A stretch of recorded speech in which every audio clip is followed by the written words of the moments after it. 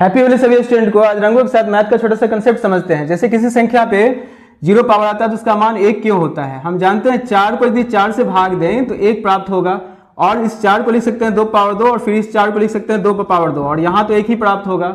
और यह भी जानते हैं कि भाग की क्रिया में यदि भाग हो, आधार समान हो, तो पावर उसका माइनस होता है। तो इसका यदि हम पावर माइनस करें और यहाँ 1 लिखें तो यहाँ पावर 2 में से 2 गया, 0 हुआ, और इसलिए किसी संख्या पे 0 पावर आता है तो उसका मान 1 होता है। अब हम यह देखते हैं किसी संख्या माइनस पावर आएगा तो वह मान रिवर्स क्यों हो जाता है।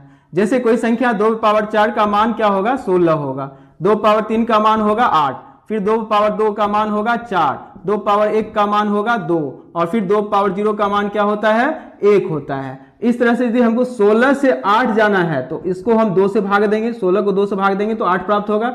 फिर 8 से यदि हमको 4 प्राप्त करना है तो 2 से भाग देंगे, और इधर क्या हुआ, पावर -1 हुआ, फिर यहाँ भी पावर -1 हुआ, फिर यहाँ भी यदि हम -1 पावर करते हैं 2 में से तो 1 प्राप्त होता है। उसी तरह यदि हम 4 को 2 से भाग दें तो हमें 2 प्राप्त होगा, और यदि फिर इस 2 को यदि हम 2 से भाग दें तो यहाँ 1 प्राप्त होता है, और यहाँ इधर माइनस पावर हुआ 1। अब यदि हमको 2 पावर -1 प्राप्त करना हो तो इस 1 को यदि हम 2 से भाग देते हैं तो यहाँ हमें 1/2 प्राप्त होगा, और इसका पावर यहाँ -1 हुआ। इसलिए हम बोलते हैं किसी संख्या में यदि पावर माइनस आएगा तो वह संख्या रिवर्स हो जाता है। अतः 2 पावर -1 बराबर 1/2 होगा।